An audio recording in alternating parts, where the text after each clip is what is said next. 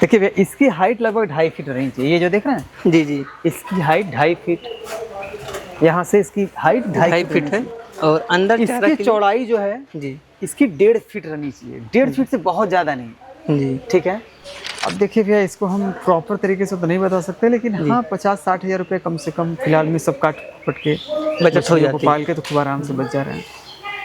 आपका मुंह का फोकस ब्रीडिंग में है, नहीं तो ये हो सकता है 50 से हो सकता है 1 लाख भी हो सकता था। ब्रीडिंग का मान के चलिए कि 1 साल में 12 महीने होते हैं। जी जी अगर आप अच्छी अच्छी बछड़ी तैयार कर रहे हैं, 1 लाख की भी सेल कर रहे हैं जी जी इसी दूध से, जी इसी डेयरी फार्म से आप मेहनत करके इसी दूध के खर्चे से आप बछड़ी पाल दे रहे हैं जी शुद्ध रूप से।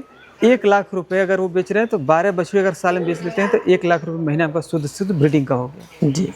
तो मेरा ये फोकस है, आगे चल करके बाकी देखते हैं। तो आज ये वीडियो के लिए मैं बनारस में आया हूँ, एक ऐसे डेयरी फार्म पर आया हूँ, ऐसे फार्मर हैं जो कि पहले टीवी सीरियल्स में काम करते थे, वहाँ की लग्जरी लाइफ अपने छोड़कर अब बनारस में आ गए हैं, अपने गांव आ गए हैं, यहाँ पर डेयरी फार्म अपना चला रहे हैं। यहाँ पर देख रहे हैं बहुत शानदार डेयरी फार्म ओपन किए हैं।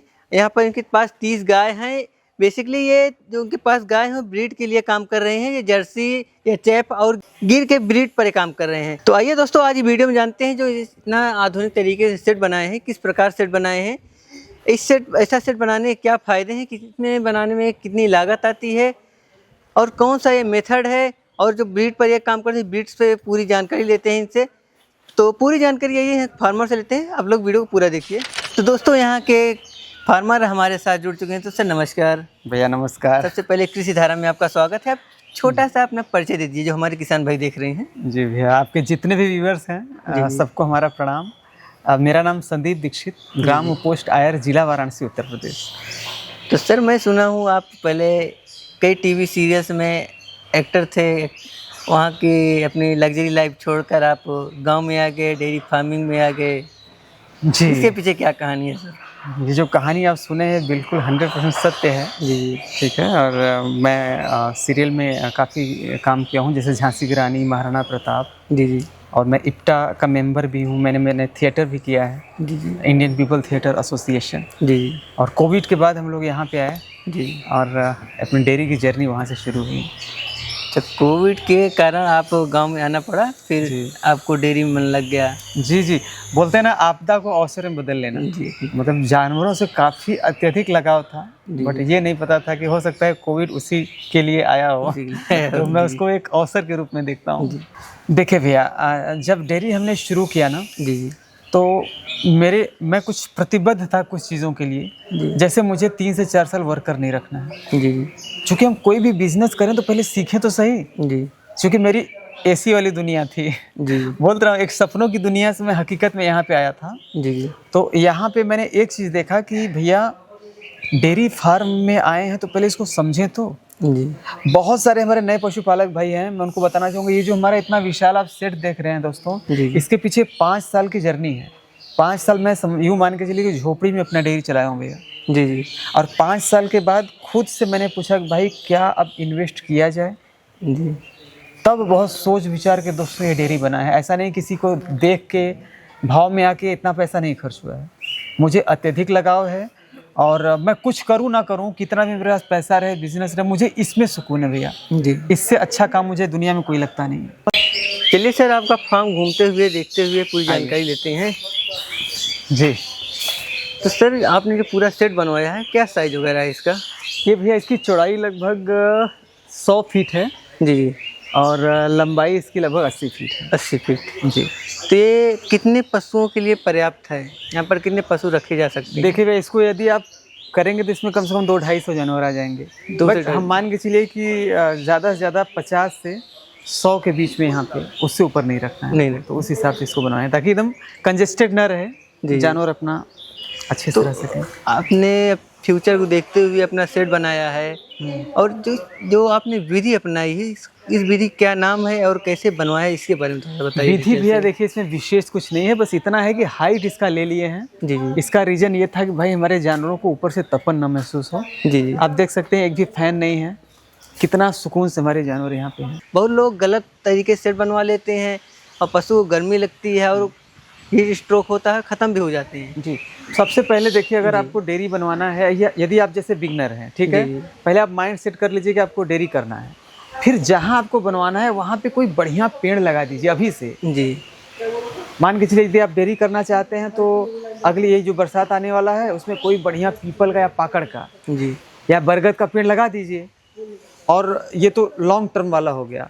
उस बीच में कहीं अच्छे अच्छे पेड़ जैसे नीम का हो गया, पंछियाना का हो गया, जो जल्दी तैयार हो जाते हैं, लगा के छोड़ दीजिए। जितना नेचुरल इन्वायरमेंट रहेगा, यानी कि सेट के चारों ओर। हाँ, नेचुरल इन्वायरमेंट हो गया। अब शेड का अपने बजट के हिसाब से, जैसे आपको 10 गाय रखना है जी। तो 10 गाय में कोई आपके जानकारी के कोई अच्छे मिस्त्री होंगे, ठीक है, जी तो उनसे आप संपर्क करके खूब आराम से कम लोहे में अच्छा सेट कैसे बन सकता है। और जैसा कि आपने बनवाया, ऐसा डिजाइन रखा है, कितनी भी आंधी आए, हाँ, हवा ना भरेगा ना तो ये उड़ेगा। ये भैया थोड़े मतलब थोड़ा कॉस्टली तो पड़ गया है हमको, जी क्योंकि इतना लोहा का कटिंग कर दिया है मिस्त्री ने। जी हालांकि ये और कम में हो सकता था, जी ये अब समझ में आ रहा है। तो दोस्तों, कम लागत में हमको अच्छी चीज़ बनवानी है, इसका आपको ध्यान रखना है। जी। जी भैया। तो आपका सर जैसे आपने बताया 80/100 है, जिसको बनवाने में क्या कास्ट आ गई थी? 30 के लगभग, 30 प्लस। मतलब 30 लाख। जी 30 लाख लग गया आपको सेट बनाने में। अब ये जो देख रहे हैं बहुत मतलब मिट्टी पटा है इसमें। और सेट के बाद आता है फिर फ्लोर। जी देखिए भैया, यहाँ हम लोग बहुत बड़ी मिस्टेक कर जाते हैं जी। और आपके माध्यम से मैं कोशिश करूँगा कि यदि आप आए हैं तो मैं बता ही दूँ, क्योंकि यहाँ पे बड़ी फंसाहट हो जाती है और 99% पशुपालक गलती कर देते हैं। जी जी। सोनाली हटिए। अच्छा सर, पशुओं का नाम भी रखे हैं अपने यहाँ? सोनाली जी। अच्छा। देखिए भैया, इसकी हाइट लगभग 2.5 फीट रहनी चाहिए। ये जो देख रहे हैं, जी जी। इसकी हाइट 2.5 फीट, यहाँ से इसकी हाइट 2.5 फीट है। और अंदर चारा इसकी के लिए- चौड़ाई जो है जी इसकी 1.5 फीट रहनी चाहिए। 1.5 फीट से बहुत ज़्यादा नहीं, जी ठीक है। तीसरा, ये जो है ये कर्व रहना चाहिए। देख रहे हैं जी प्लास्टर, जी जी। ये जो कोना वाला रहता है ना, उससे क्या है कि रस्सी कट जाती है। रस्सी भी कट जाती, जो हाँ। लोहा रहता है जंजीर वो भी कटती है, और जी। ये भी चरनी भी कटती है। इससे क्या होता है, इनका रस्सी नहीं कटेगा। जी और ये जो कड़ा है ऊपर से 1 फीट पे जी। रहे तो ज़्यादा अच्छा है। जितना ऊपर है उतना ऊपर रस्सी से छोटी लगेगी। ये मान के चलिए कि 1 फीट से 2-4 इंच ज़्यादा भी हो सकता है। जी जी ये जो कड़ा है यहाँ से जी 1 फीट पे रहे तो अच्छा है। इस कड़े से उस कड़े की दूरी 5 फीट रहे तो बहुत अच्छा है, जी नहीं तो 4 फीट भी रख सकते हैं। जी 2.5-2.5, 3-3 फीट रखें तो कोई मतलब है नहीं, जी भविष्य में आपको उसको यूज नहीं है, ठीक है। ये कर सकते हैं। हेडलॉक, ये जब भी बनवाएं, देखिए यहाँ मैं गलती किया हूँ, यहाँ पे एंगलिंग जरूर करवा दीजिए। अलग अलग गायों के लिए अलग जैसे अलग। ये हुआ, इसमें से आप लोहा मुझे जाम करवा देना चाहिए था, मैं नहीं करवा पाया, ठीक है। लोहा जाम करवा देंगे तो अपना अपना खाएंगे, एक दूसरे का नहीं जैसे किसी पशु को अलग दाना देना हुआ, कुछ दवा हाँ, देना हुआ, तो एक दूसरे का सब अलग खा है। जाती है, तो वैसे जी। खाएंगी नहीं, ठीक है। अब दोस्तों एक चीज बताता हूँ, ढलान की बात कर लेते हैं। जी ढलान 1 इंच से ज्यादा मत रखिएगा दोस्तों। जी देखिए 2 बार मैं गलती कर चुका हूँ, मतलब देख रहे हैं कि वो नई चरनी फिर तोड़वा के फिर बनवाया, फिर तोड़वा के फिर बनवाया। जी। मिस्त्री लास्ट तक कहता गया कि अरे भैया 2 इंच रख दीजिए। जी। अब 2 इंच में ढलान रखेंगे, 2 इंच इधर पानी डूबेगा तब न जाके वहाँ पहुँचेगा। जी। तो 1 इंच रहेगा तो आपका क्या है, पानी भी निकल जाएगा और पानी फटाक से लास्ट तक पहुँच भी जाएगा, और पानी बर्बाद नहीं होगा। बर्बाद नहीं होगा। जी। तो दोस्तों ढलान जो है, अब जैसे उधर हमारा 9 इंच है तो यहाँ 10 इंच है। जी और यहाँ देखिए हमने भैया ये लगा दिया है कि जब भी हमको ये दिन भर गाय हमारी पानी पीती है, जी। इसको निकाल दिया, पानी निकल गया, झाड़ साफ सफाई कर दिया, फिर जब पानी भरना हुआ तो ऑलरेडी हम ऑटोमेटिक नल उधर लगवाए हैं, जी जी इधर भी लगवाना है अभी उधर से। अब उधर से आपने नल लगवा दिया, भर गया, तो इस हिसाब से और ये हो गया। एक कड़ा आपने इधर दीवार में भी लगाया। ये भैया इसलिए लगाया, ऑप्शनल लगवा दिया हूँ कि मान लीजिए अब एक दूसरे का खाती हैं सब, तो यहाँ एक रस्सी बांध दिया, चारा खाते अपना वक्त। ही खाएंगी। जी जैसे ये खा रही हैं तब तक यहाँ पे अटका दिया, जी। एक दूसरे का नहीं खाएंगी, तो इसलिए एक ऑप्शनल। और ये फर्श की बात करें भैया तो कम से कम 10 फीट से कम तो नहीं रहना चाहिए। जी 12 फीट रखेंगे, 11 फीट रखेंगे तो बहुत अच्छा रहेगा, तो स्पेसिफिक रहेगा, अच्छे से आदमी काम कर सकेगा। तो सर अब यहाँ से बात करते हैं, जैसे वहाँ पर आपने चरनी अलग बनाई बछड़ियों के लिए, और इधर आप एडल्ट गाय रखे हैं, किसका क्या साइज वगैरह रखे हैं यहाँ पर? किसका? यहाँ पर ये भैया जो बीच का गैप आप देख पा रहे हैं, जी जी ये बीच का गैप वैसे तो अपने सुविधा के हिसाब से आदमी रख सकता है। मैं 14 फीट लिया हूँ जी जी और 14 फीट मुझे यहाँ TMR वगैरह नहीं चलाना है। मतलब सुकून रहे, कम से कम हम कहीं से भी आएँ तो आराम से गायों से मिल सकें। और इसका भी देख लेते हैं। अच्छा सर, इसका कुछ अलग मापदंड रखे हैं इसमें थोड़ा सा भैया चूक हो गई थी, वही मैं अच्छा, बोला था ना ढलान वाली। जी जी ये ढलान 2.5 इंच मिस्त्री ने दे दिया था, जी जी जबकि ढलान 1 से 1.25 इंच रहना चाहिए। जी जी यही मैं बार बार कह रहा हूँ कि ये गलती ना करें हमारे जितने भी पशुपालक भाई हैं, ठीक है। तो सेम वही रहेगा इसमें, सेम ये रहेगा कि 2.5 फीट ये रखें, जी जी ठीक है। 2.5 फीट से 1 इंच कम भी रहेगा चल जाएगा, जी जी ठीक है। और इसकी चौड़ाई देखिए ज़्यादा हो गया है, आपको 1.5 फीट से ज़्यादा चौड़ाई नहीं रखना है। 1.5 फीट सफिशियंट हो गया चौड़ाई। अब जो सबसे बड़ी बात आता है ढलान। मान के चलिए आपको पानी इधर से निकालना है, जी जी तो आपको मान के चलिए कि अगर 10 इंच का ढलान है, जी। ठीक है, तो 9 इंच आप उधर रखेंगे और 10 इंच इधर रखेंगे। इधर 1 इंच का ढलान बनेगा। 1 इंच का ढलान, उससे क्या होता है कि खूब आराम से पानी भी निकल जाएगा जी। और पानी अगर उधर से छोड़ेंगे तो फटाक से पानी लास्ट तक पहुंच भी जाएगा, ठीक है। पानी एक्स्ट्रा बर्बाद नहीं होगा, एक्स्ट्रा बर्बाद नहीं होगा, ठीक है। ये तो हो गया अपना सेट, फ्लोर और चरही। जी, अब सेकंड बात आती है ब्रीड, कौन सी ब्रीड पाला जाए, कौन सी ब्रीड आप पाल रहे हैं, इस पर बात करते हैं। देखिए भैया ब्रीडिंग को लेके तो मैं बता रहा हूँ कि इतना ज़्यादा मैं अवेयर कर रहा हूँ किसानों को, देखते हैं भगवान कहाँ तक साथ देते हैं। बट फिर से कहूँगा कि ब्रीडिंग बहुत ज़रूरी है भैया। ब्रीडिंग, डेयरी की कल्पना आप नहीं कर सकते बिना ब्रीडिंग की। ये मैं 6 साल को मैं लगातार मैं आपको बता रहा हूँ। कितना गाय खरीदेंगे आप बताइए ना। जी जी और गाय कहीं भी लेने जाएंगे सही तो 1-1.5 लाख से कम गाय नहीं मिल रही। जी तो आज मान लीजिए एक ही गाय यदि आप खरीद रहे हैं, ब्रीड पे काम कर रहे हैं, आपकी गाय तो आ गई ना आपके पास। जी आप एक प्रोटोकॉल रखिए कि हमको 12 महीने 10 महीने में सीमेंट डलवा देना है बछड़ी को। जी तो ऐसे ही 1-2 गाय से अपना करेंगे तो हो जाता है। देखिए हमारे यहाँ 2-3 गायों से आज भगवान की कृपा देखिए कि उधर जितनी भी ब्रीडेड बछड़ियाँ देख रहे हैं वो जी। थर्ड जनरेशन की बछड़ियाँ हैं। मैं आपको दिखा सकता हूँ, आइए। अब ये जो देख पा रहे हैं बछड़ी हमारी ABS अरमाडा की बछड़ी है। कौन सी? ABS अरमाडा, ये पहली वाली। हाँ ये ABS अरमाडा की है। ये देखिए 40-432 इसका स्ट्रक्चर आप देख सकते हैं भैया। ये 40-432 है। तो कितने दिन की है अभी मान के चलिए ज़्यादा ये 12-13 महीने की हुई होगी, 14 महीने की मान के चलिए। 14 महीने की। तो ये 40-432 है SAG की। इसके ऊपर स्पाइक का सेक्सर सीमन लगा है। जी जी और ये भी देखिए 40-432 की है। ये देखिए हमको जर्सी पे काम करना था तो ये बछड़ी हमने स्पेशल लिया था जी। इसके ऊपर हमने रोमियो बुल का सीमन डलवाया है ABS, तो ये कंसीव हो गई हैं। ये भी देखिए 40-432 है। ये देखिए वर्ल्ड वाइड की बछिया है, देख रहे हैं ये वर्ल्ड वाइड। आइए आपको इधर दिखाते हैं, ये सब गाय हैं। देखिए ABS चैंपियन की बछिया है, ठीक है। आइए भैंस पे भी देखिए हम काम कर रहे हैं। हमारे जितने कुछ पशुपालक भाई हैं जिनको अच्छे ब्रीड की यदि भैंस चाहिए जी जी तो हम निश्चित तौर पे इसमें से 1-2 भैंस रखेंगे। बाकी सेल आउट, एक तो निकल गई, बाकी इनको हम सेल कर देंगे। अच्छी ब्रीड की है, माँ का रिकॉर्ड काफ़ी शानदार रहा है, ठीक है। तो चूँकि अभी हमको भैंस पे काम करना नहीं है, 1-2 भैंस बस रखेंगे, जी जी फिर आगे चल के जब होगा देखा जाएगा। और देखिए ये गिरलैंडो की बच्चिया है, ABS अरमाडा की बच्चिया है। जी जी। तो अब इनका हमको क्या रिकॉर्ड वगैरह है बताते थे? इनकी माँ का रिकॉर्ड लगभग 27-28 लीटर रहा है, 30-35 लीटर गिरे हालत में देंगी। जी। इनकी माँ का भी रिकॉर्ड रहा है लगभग 25 लीटर 28 लीटर। जी। ये भी 20 लीटर से कम नहीं देंगी, कम से कम, ठीक है। और ये सब अच्छी ब्रीड की गायें हैं, ठीक है। अब देखिए ये घर की बच्चिया है जो साहिवाल है। इसकी माँ HF जर्सी क्रॉस थी। जी जी। अब ये साहिवाल का इतना शानदार, मतलब ये 25-28 लीटर दूध ये दे रही हैं, ठीक है। तो ये बहुत बड़ी बात है। कितना दूध है इसका? ये 25 से 28 लीटर। 25 से 28। हाँ। अभी देखिए मैं गिर पे भी काम कर रहा हूँ।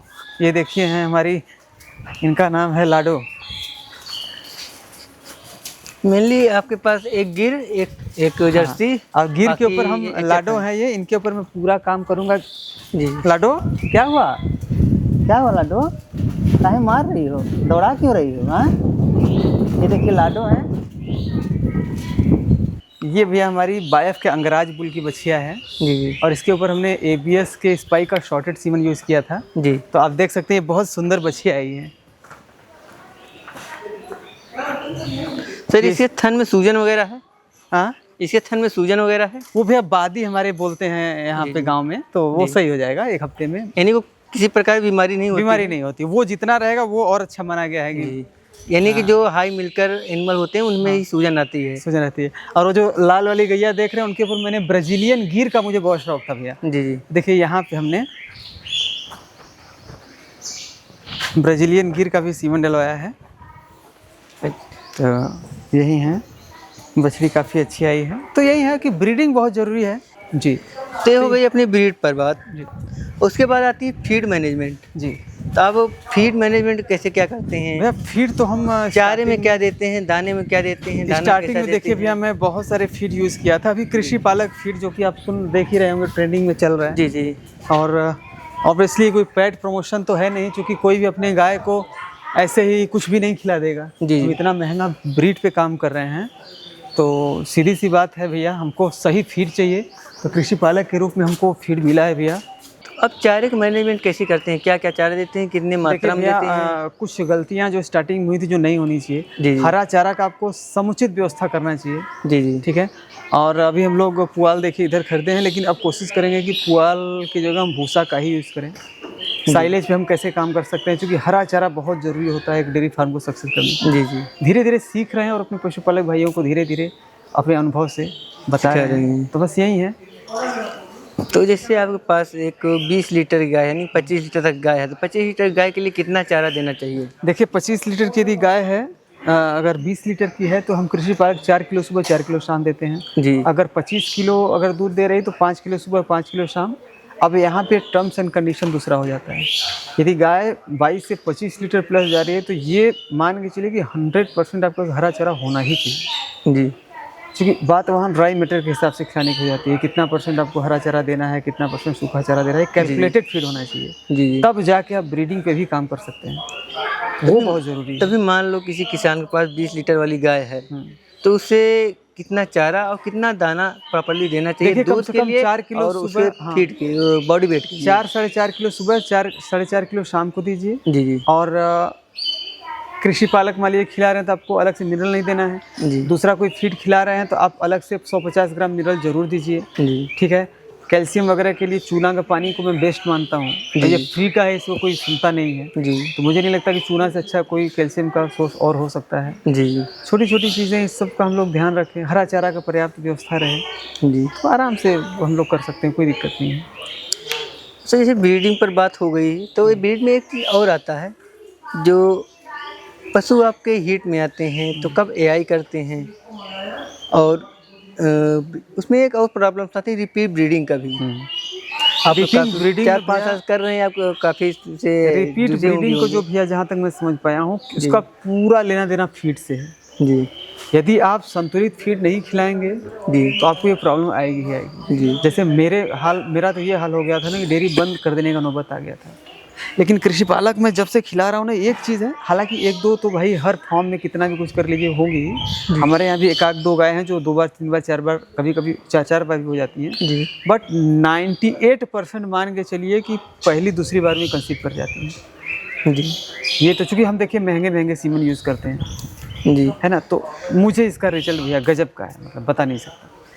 तो जैसे आपके यहाँ कोई गाय हीट में आती है, मान लो शाम को हीट में आई, शुरुआत हुई, उसने सिक्रेशन दिखाया, तो उसकी एआई कब कराते हैं? 18 से 20 घंटे में करा देते हैं। 18 से 20 घंटे बाद, यानी इसकी शाम में आई तो सुबह तक करते हैं एआई। तो सर जैसे आपके पास पूरी व्यवस्था है एआई के लिए, आपको जब हीट में आती है तो 12 से 18 घंटे में एआई कर देते हैं। जो अन्य किसान है जो इनके पास इतनी व्यवस्था नहीं है, डॉक्टर भरोसे रहते हैं, उनको एआई कब कराना चाहिए, कैसे कराना चाहिए, उसके बारे में थोड़ा सा बताइए। भैया ये इतना भैया आपने महत्वपूर्ण सवाल किया है ना कि मुझे अपनी पिछली जर्नी याद आ जाती है। जी। ये बहुत बड़ा मुद्दा है। मैं भी जौनपुर में हूँ, मैं देख पा रहा हूँ वहाँ पे यार ये हालत हो गई है कि आएंगे 40-40, 45-45 रुपये का सीमन डाल के 700-700, 800-800 लेके चले जा रहे हैं। जी। तो और उसमें ये भी नहीं कंफर्म होता है कि उनके सिलेंडर में नाइट्रोजन है या नहीं है। इसके पास 1-2 पशु हैं, वो तो इतने व्यवस्था नहीं कर पाएगा। उसको क्या सावधानियां रखनी चाहिए? सावधानियां ये रखनी चाहिए कि पहली बात कि आप अपने लोकल में देखिए कि जैसे अच्छे बुल का सीमन है कि नहीं है। जी जैसे मान के चलिए आप गोरखपुर में हैं जी या फिर आप गाजीपुर में हैं, तो इतना अलर्ट रहिए कि आपको बनारस आना पड़ेगा। जी ठीक है, उसके लिए आप एक 2 लीटर का 1 लीटर का मिल्टन का थर्मस ले लीजिए। जी ठीक है, तो कहीं ना कहीं से हम सीमन का अरेंजमेंट हमको करना ही पड़ेगा भैया, नहीं दूसरा कोई ऑप्शन है नहीं। सीमन अरेंजमेंट खुद करके हाँ। और एआई वर्कर को बुलाकर एआई कराएं। बिल्कुल बिल्कुल बिल्कुल, बहुत ज़रूरी है। या तो अपने एआई जो करते हैं उनको रिक्वेस्ट करिए, भाई साहब कि देखिए हमको ये तो ये भरोसेमंद हो। हाँ, हमको ये सीमन ला के रखिए। जी ठीक है, फिर जब धीरे धीरे आप डेयरी फार्म शुरू करिए, ज़्यादा जानवर हो जाए तो अपना सिलेंडर ले लीजिए, टेंशन खत्म हो जाए। तो जैसे कि आपके यहाँ रिपीट ब्रीडिंग का आपने बताया, इसके साथ साथ क्या और कुछ प्रॉब्लम्स आती है, जैसे कुछ प्रोलैप्स का दिक्कतें आती हैं डेयरी फार्म में, क्या ये हाँ, सब भी? ये भैया बहुत गंभीर समस्या है। जी। सिंपल भाषा में बता दूं अपने पशुपालक भाइयों को कि ये जो फूल दिखना हो गया, जी। या फिर हमारे यहाँ पुरैन बोलते हैं, जी। पुरैन जी पीछे से जो मतलब बाहर से वो भंडारा बोलते हैं वो निकलता है ना। यानी मेन रूप से बच्चेदानी के बाहर आना, अलग अलग हाँ, हाँ, अलग अलग मतलब भाषाओं अगर वो में। ज़्यादा प्रेशर होता है तो बच्चेदानी फेंक भी देती हैं जी गाय। तो उसके लिए भैया ना, हमारी एक गाय थी, मैं जी। आपको बताऊं, बहुत ही मतलब इतना बुरी तरीके से मैं परेशान हो गया था। रिसर्च टीम है एक पंजाब में, जी जी तो पाजी हैं, लगभग 250-300 भैंसों का उनका पूरा लंबा एक्सपीरियंस है।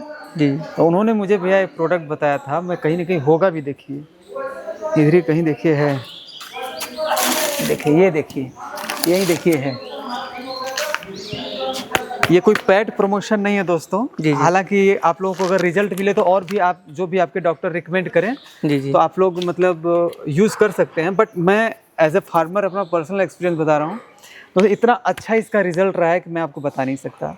क्योंकि दोस्तों देखिए क्या है ना कि मैं भी कोशिश करता हूँ कि भैया मैं जिस प्रोडक्ट का नाम ले रहा हूँ, जी जी 2 चीज़ से मैं किसी प्रोडक्ट से जुड़ सकता हूँ, या तो वो मुझे पैसे दे, ठीक है, और मैं उसका प्रमोशन कर लूँ।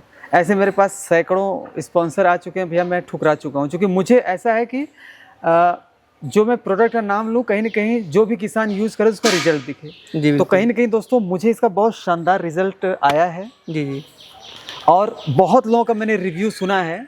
उसको सुनने के बाद मैंने कोशिश किया था कि भाई अपने फार्म पे भी इसका यूज़ करूँगा। तो 1-2 एनिमल हैं उनको कर चुका भी और करूँगा भी। जी जी तो ओवरऑल कहीं ना कहीं काफ़ी अच्छा इसका शानदार एक्सपीरियंस है।